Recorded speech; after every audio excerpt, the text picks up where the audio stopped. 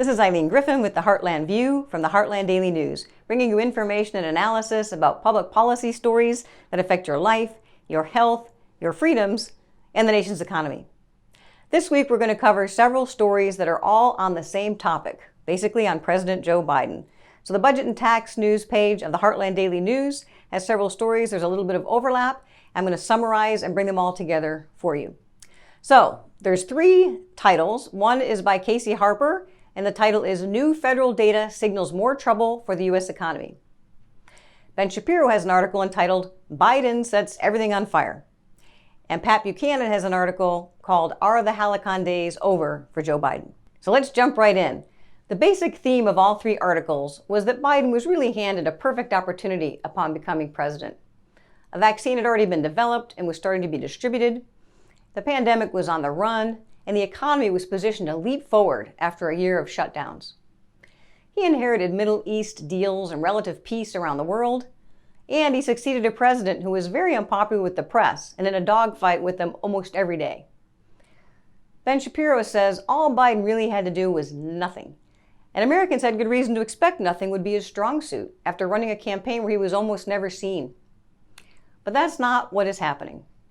Shapiro writes, quote, "Instead, Biden has served as a facade for the most radical administration in modern American history, and America is already paying the price," end quote.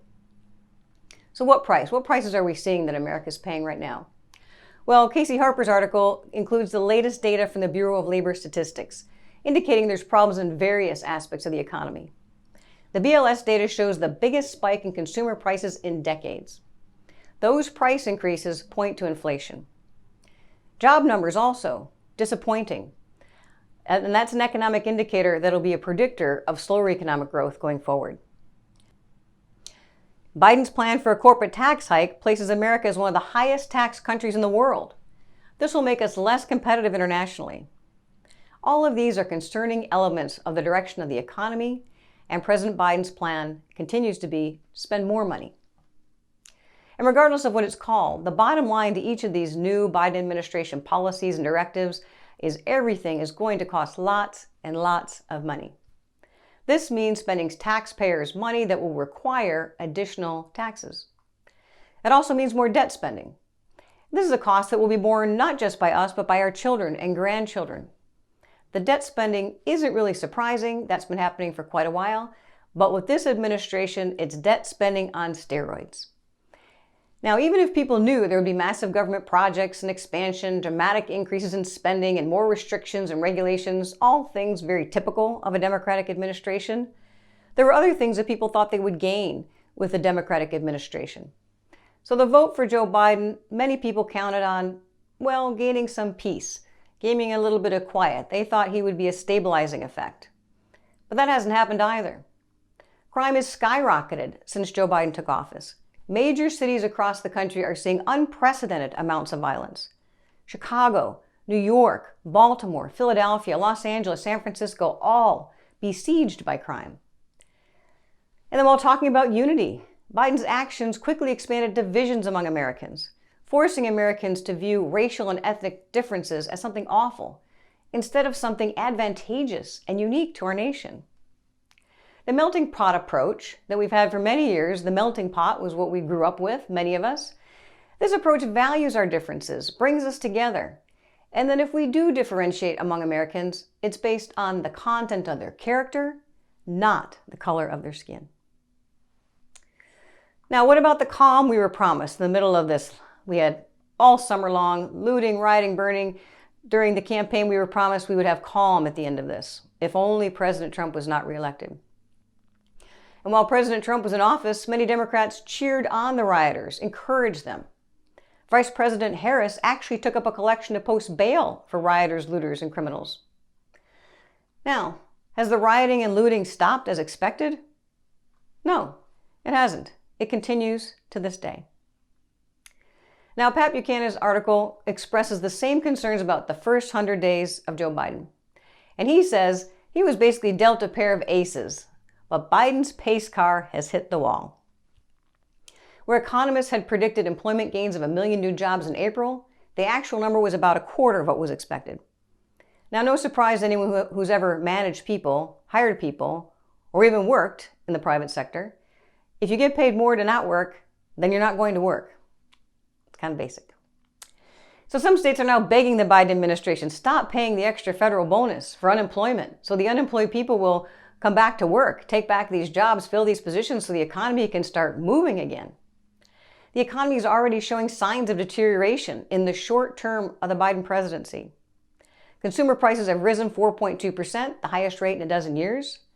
Concerns of stagflation are rising, and the view of lines at the gas pump, reminiscent of the Carter years, did not help dispel the fears of stagflation. Inflation is causing more volatility in the markets. And the Dow, the NASDAQ, and the S&P are all down at the start of this week. All the excessive spending of the administration means more taxes, which will chase out the wealthy to other countries and build the burden on the middle and lower classes. Buchanan points out that there is hope at present, as Biden does not have a single Republican vote for all these spending proposals, and even some Democratic senators oppose his plan for all the social spending and higher taxes. But also there's other problems that Biden's had to deal with. How about that trouble with the ransomware? So the Colonial Pipeline was basically taken over, and it was a ransomware attack. And this really revealed a lot of vulnerabilities. How can somebody do that? Take over a pipeline with just technology? Well, what happened? A gas shortage happened very quickly. We saw the consequences of this. It didn't take long for this to become a major impact on the country. So think of how easily one bad actor with sharp IT skills can damage the U.S. economy very easily. Now, while the domestic picture is none too rosy, what about the international stage? Maybe Biden's doing well on the international front. How about all that peace and calm we were looking forward to?